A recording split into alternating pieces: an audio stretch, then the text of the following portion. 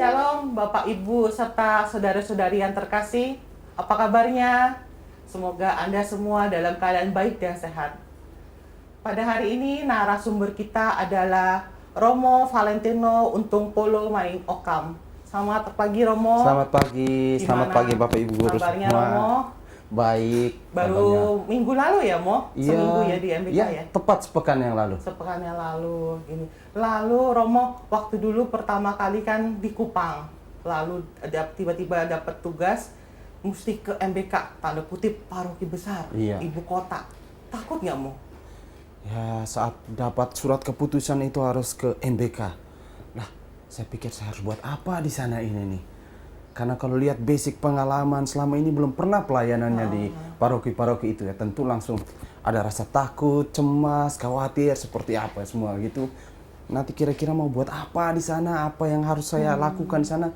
Pokoknya semua pikiran saya itu ruwet semua itu tentang Galau itu. nggak Mo? Ya, galau juga ada tuh. Galau juga. Terus Romo waktu tahu MBK ternyata jumlah umatnya banyak 16.000 umat dan sebagainya. Itu juga menjadi dilema nggak Mo? Jadi pikiran nggak? Iya, jadi dilema juga soalnya biasanya ngurus cuma umatnya sedikit doang, tapi tiba-tiba ditempatkan di paroki yang jumlah umatnya sangat banyak, apalagi punya keunikan masing-masing setiap orang, belum lagi lingkungan-lingkungannya. Itu semacam sudah jadi beban pikiran sebelum datang ke sini. Nah, Romo ini di Kupang tepatnya di mana Mo? Di Kupang itu cuma tempat kelahiran. Oh, kelahiran. Iya, kalau asal biaranya sih di Flores, Maumere itu. Heeh. Di Maumere menempuh pendidikan seminari menengah di sana hingga seminar tinggi, tabisan imam semuanya di Maumere Flores. Iya. Nah, Romo di tugasnya di daerah Mumeres itu mengurusi biara atau sekolah atau apa Mo? Di Maumere itu jadi pembina untuk para frater semua. Ya, para frater yang baru saja tamat SMA, lalu masuk ke biara. Sebelum masuk ke biara dan kuliah, para frater itu harus masuk dulu ke tempat yang namanya novisiat. Oh. Nah, saya jadi salah satu pembina di sana, novisiat itu. Ya. Jadi kurang lebih setahun ya Mo? Baru setahun bertugas sebagai imam. Romo ini baru ditabiskan bulan April 2019. Iya. Wah, masih seger banget, masih fresh, masih oke nih ya Mo ya. Gitu Amin. Ya. Amin gitu ya. Nah, Mo, lalu selama kurang lebih setahun bersama para frater di sana, menurut Romo apa yang menjadi keunikan sendiri? Iya, untuk pengalaman hidup bersama para frater di sana, keunikan yang paling saya rasakan itu adalah saya sebagai imam muda harus berhadapan juga dengan orang-orang muda. Nah, jadi semacam ada tantangan tersendiri untuk saya, apakah saya bisa sebagai orang muda membina orang muda juga yang kebetulan itu ya usianya tidak beda jauh. Jangan-jangan saat saya memberikan pembinaan untuk mereka bilang, Romonya masih muda, nggak usah didengar itu ya. Nah, itu menjadi keunikan tersendiri sekaligus tantangan untuk saya. Nah, apakah bisa? Dan syukur, puji Tuhan, selama setahun berjalan dengan baik lah pembinaan itu. Jadi Romo menganggap sebagai apa? Adik, sahabat, atau gimana Mo? Sekawan perjalanan, mereka menganggapnya sebagai teman sharing atau gimana Mo? Sahabat apa gimana? Ya, dalam praktik hidup harian biasanya dianggap sebagai sahabat, teman seperjalanan. Jadi terkadang ada saat-saat tertentu tidak manggil saya Romo. Ada yang sudah bro, hey bro. Sebagai sahabat. Ya, supaya lebih mudah pergaulannya itu. Kalau panggil Romo itu kadang mereka ada segan. Ya, Mo? Iya, ya, segan itu. Dan kita sulit merangkul mereka anak muda itu. Makanya sering dipanggil bro. Sebagai sahabat. Ya.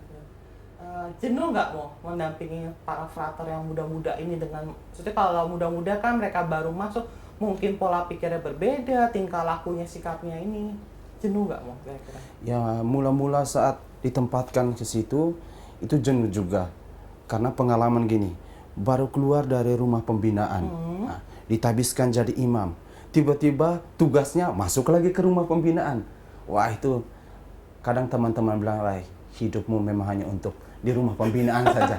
Nah, jadi kita juga langsung semacam beban itu. Aduh, iya benar, kenapa saya ini hidup hanya di dalam rumah pembinaan dengan aturan ini. Jadi mula-mula jenuh. Tapi saat berhadapan dengan para frater yang masih muda juga, ya lama kelamaan kayak tidak, ini semacam teman-teman saya. Tidak ada rasa jenuh di antara kami itu. Ya. Baik, Romo kemarin baru aja ditabiskan jadi imam. Ya. Nah, pengen tahu nih latar belakangnya Romo. Romo dari berapa saudara, Mo? Saya dari 4 bersaudara. 4 bersaudara. Iya. Kakak yang pertama perempuan? Kakak pertama perempuan, lalu keduanya saya. Jadi imam. Jadi Kemudian imam. Ketiganya perempuan. Keempatnya laki-laki lagi. Laki-laki masih kuliah. Masih kuliah ya. Nah, Mo, dari keempat ini jadi biarawan atau biarawati kan cuma Romo doang. Iya. Pada saat Romo memutuskan, oke, aku hidup untuk Tuhan, gitu. Orang tua menentang nggak, Mo? Saat itu. Saat adik saya belum lahir ya, yang keempat ini. Jadi masih kami bertiga, perempuan 2, laki cuma saya sendiri. Saat memutuskan masuk seminari, ayah itu pertama segan, tidak mau. Lah, nanti penerus keluarganya siapa? Oh, jadi di daerah sana tanda kutip masih ada istilah gitu ya, Mo ya? Ya, ada sistemnya masih patrilineal kan iya, semua. iya. Jadi penerus keluarga biasanya laki-laki, laki-laki besar dalam keluarga. Jadi mula-mula saat mau memutuskan masuk seminari, saya minta izin ke orang tua. Dari ibu, ya terserah kamu buat apa, oke. Tapi dari ayah, itu masih segan dulu. Tidak mau, jangan ini. Tetapi lama-kelamaan karena dilihat bahwa benar saya ini mau masuk seminari, mau ingin jadi imam. Lalu ayah bilang, oke lah, sekarang kamu yang telah memutuskan, kamu sudah besar, silakan menjalani panggilanmu. Lalu ayah bilang, tapi kalau ingat, kalau di suatu saat kamu merasa tidak nyaman dengan panggilanmu, kami sebagai keluarga tidak menolakmu untuk masuk ke dalam keluarga kami. Tetapi itu semua tergantung kamu sendiri. Yang penting dalam panggilan itu adalah kebahagiaan. Baik banget ya. Ininya orang tuanya si Romo Valen. Ini banget, saya bilang sangat demokratis banget ya, Mo ya. Iya. Kadang kan ada juga orang tua yang punya anak laki satu, jangan. Nah, karena mungkin masih ada turunan pemegang keluarga. Tapi juga ada juga yang orang tuanya, logowo banget, silakan, anakku untuk Tuhan, silakan gitu. Ini enak, asik nih, orang tuanya Romo Valen pasti asik. Keduanya masih ada ya, Mo ya di sini? Masih sehat hidup. Semua, Mo, baik? Sehat walafiat sampai sekarang. Nah, terus kita coba tanya tentang panggilan hidupnya Romo Valen ya. Gitu. Romo, selama jadi imam setahun di Kupang, ada nggak pengalaman unik atau menyentuh hati atau yang tidak mengenakan gitu, Mo? Kurang lebih setahun itu, Mo. Ya, selama menjalani pelayanan sebagai imam baru ya, sebagai imam baru selama setahun itu memang ada banyak sekali pengalaman suka dan dukanya.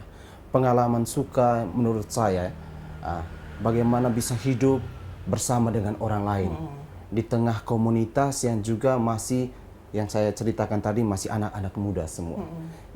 Jadi saya merasa bahwa saya ini kembali disegarkan panggilan saya.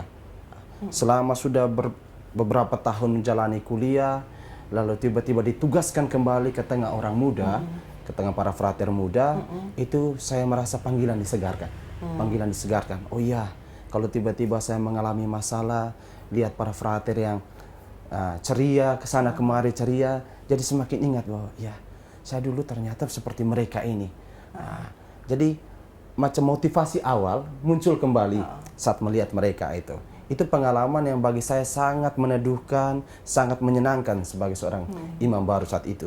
Tapi juga ada pengalaman yang tentu saja ya menyakitkan. Ya. Seperti tadi dibilang itu, kadang kalau dilihat sebagai Romo muda, berhadapan dengan para frater muda, kadang apa yang kita katakan, kadang kita marah pun dianggap, cuma bercanda ini Romo ini. Kan kita semua sekelas ya, beda-beda tipis lah umurnya. Dan itu sangat, ya kadang menyiksa juga untuk kita. Harus saya buat apa lagi dengan frater ini? Kok saya sudah omong ini, tapi tidak didengar ya. Itu yang bagi saya sedikit mengecewakan. Iya. Gemes ini mau buat tapi apa lagi? Tapi nggak sampai marah dong. Tidak boleh sampai marah, ya. Nah, Romo, ini yang saya catat karena ada perkataan Romo yang sangat menyentuh hati saya sebenarnya ya.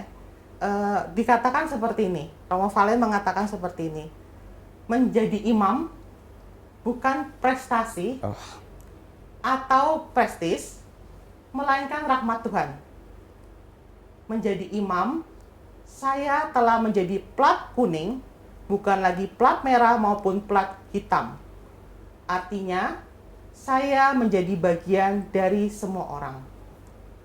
Terima kasih untuk semua yang telah berjuang bersama saya untuk menjadikan saya imam. Aduh, meleleh loh, Mo. Saya bacanya sampai saya catat, meleleh saya gitu ya. Nah, Mo, ini sebenarnya perkataan ini ditujukan untuk siapa? Kok sampai ngucapin terima kasih yang telah berjuang bersama saya? iya. Perkataan ini seingat saya sampaikan saat diberikan kesempatan saat misa perdana untuk memberikan sambutan. Nah, lalu saya mengeluarkan pernyataan itu Yang sebab April 2019 ini, Mo? ya, yang April 2019 itu. Memberikan sambutan. Sambutan itu saat diberikan kesempatan saya bilang, kadang orang berpikir bahwa kalau sudah menjadi imam itu sebagai sebuah prestasi. Oh. Jadi orang berjuang, ini imam ini sebagai sebuah prestasi. Jadi seolah-olah menjadi imam itu semata-mata hasil dari usaha manusia saja. Padahal itu sebenarnya panggilan Iya. rahmat. Padahal dari Tuhan. sebenarnya itu rahmat pertama-tama. Panggilan itu adalah rahmat dari Tuhan. Maka kalau kita mengategorikan panggilan menjadi imam itu sebagai sebuah prestasi, itu salah besar sama sekali. Sebab kalau sudah jadi imam dan mengatakan bahwa sudah prestasi saya sampai di sini saja, nanti kelanjutannya pelayanannya nanti amburadul. Karena saya sudah mencapai cita-cita saya. Tetapi kalau dilihat sebagai rahmat, anugerah yang diberikan secara cuma-cuma dari Tuhan kepada kita, maka pelayanan kita tentu selalu akan mengandalkan Tuhan. Bukan hanya mengandalkan usaha sendiri sebagai sebuah prestasi. Nah, itu yang saya selalu katakan bahwa menjadi imam itu bukan sebuah prestasi, tetapi pertama-tama itu adalah rahmat dari Tuhan. Nah, lalu kelanjutannya itu ngomong soal plat, ya kan? Kalau plat kuning kan itu angkutan umum. Nah, plat merah itu biasanya untuk kendaraan dinas. Nah, plat hitam itu kendaraan pribadi.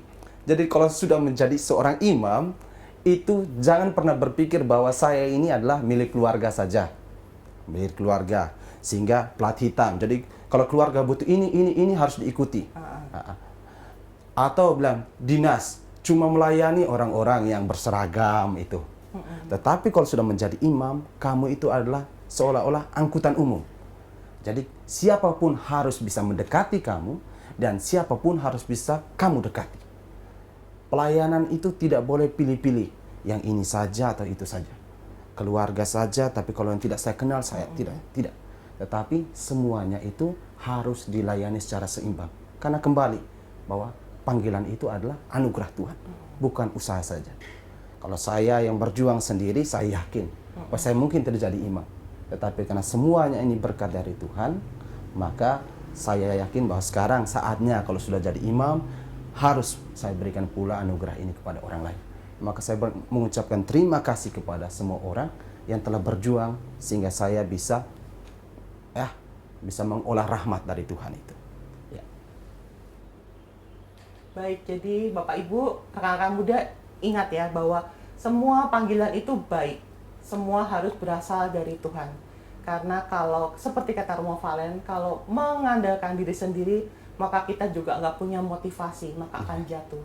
Tetapi kalau Romo Valen bilang selalu mengandalkan Tuhan di dalam kehidupannya, maka akan bangkit lagi, semangat lagi, dan selalu berpacu dalam atas nama Tuhan. Baik, Bapak Ibu, saudara-saudari yang terkasih, terima kasih sudah menemani hari ini. Kita berjumpa lagi di episode berikutnya. Salam!